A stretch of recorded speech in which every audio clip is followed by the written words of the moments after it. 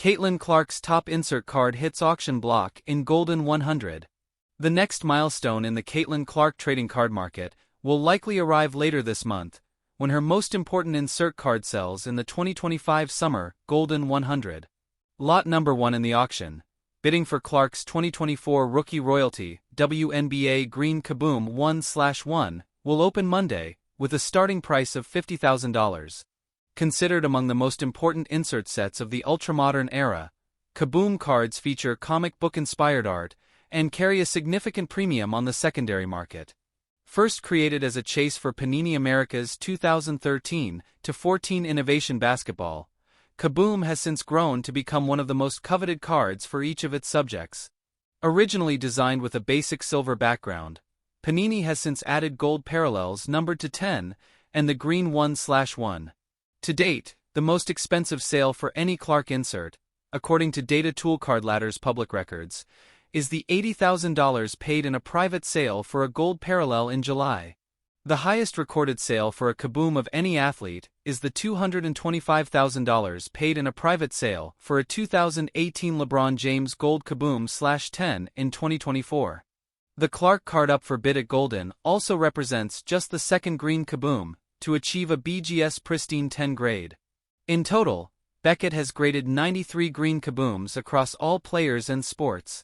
The latest ultra-high-end Clark card to hit the auction block, the green Kaboom closely follows the sale of Clark's Immaculate Logo Woman 1/1, which sold at Goldin for $317,200 on Saturday. To date, the most expensive sale for any Clark card is the $660,000 paid for the Flawless Logo Woman 1/1 in July, the top card sale ever for a female athlete.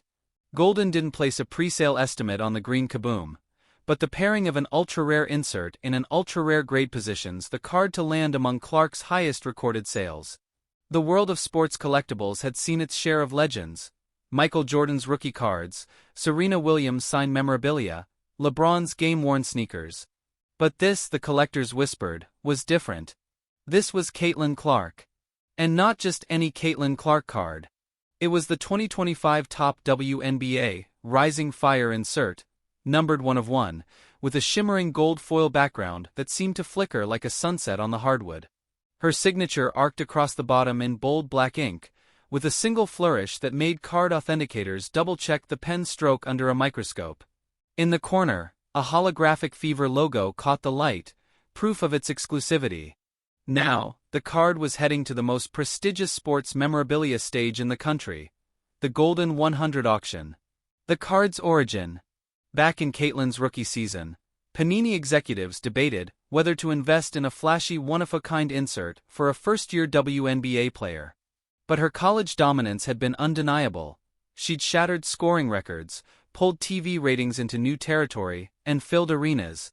The design meeting was almost reverent. They decided on molten gold framing, sharp diagonal cuts, and a background pattern inspired by the Indiana Fever's flame logo. The name Rising Fire stuck instantly, symbolic of a star who wasn't just ascending but scorching the sky in her wake. They slipped the single card into a random hobby box. No announcement, no special chase clue.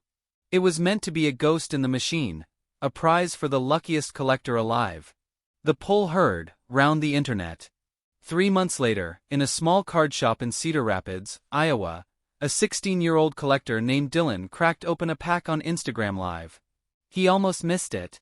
The flash of gold made him pause mid-scroll.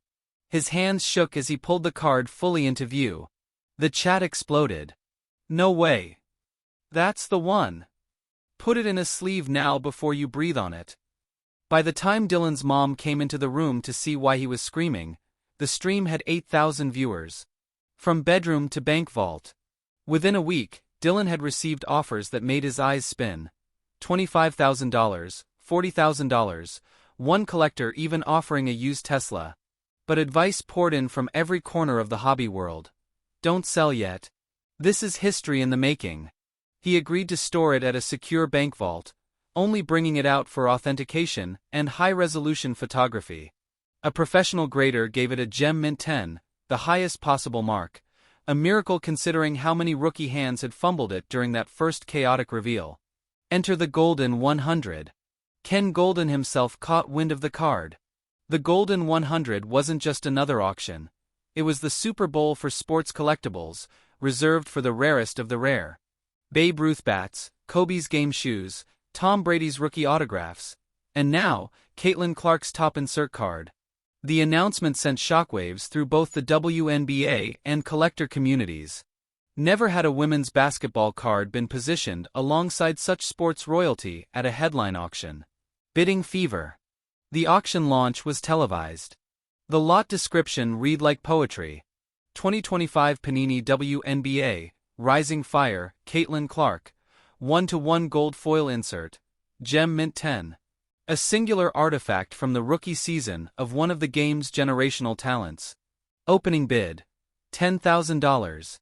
Within an hour, it passed $50,000. Bidders ranged from high-end sports investors in New York to overseas basketball fanatics in Japan. A rumor swirled that one anonymous bidder was an NBA superstar who had played against Caitlin in a charity event and wanted to own a piece of her history. Caitlin's reaction. Reporters caught up with Clark after a fever shoot-around. She laughed when asked about the card. "I still remember signing that one," she said. "I joked with the Panini rep that it might end up in someone's attic. Guess I was wrong." When pressed about the soaring prices, she shook her head. "It's surreal. I just want kids to know, I started out collecting cards too. I had a Lisa Leslie one I thought was priceless. Still do." The final hours. As the clock ticked down on auction night, the bid sat at $112,000. Then, in the last 3 minutes, the real war began.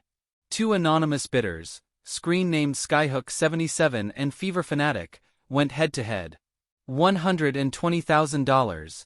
$125,000. $135,000. $150,000. With 30 seconds left, Skyhook77 punched in a staggering $175,000. Fever Fanatic countered instantly, $180,000. The room at Goldin's headquarters went silent as the countdown reached 5, 4, 3. Bid received. Final price, $190,000. A shift in the hobby. The sale made headlines not just in sports sections, but on national news broadcasts. Analysts called it a watershed moment for women's sports memorabilia. WNBA card values spiked overnight. Rookie boxes sold out in hours.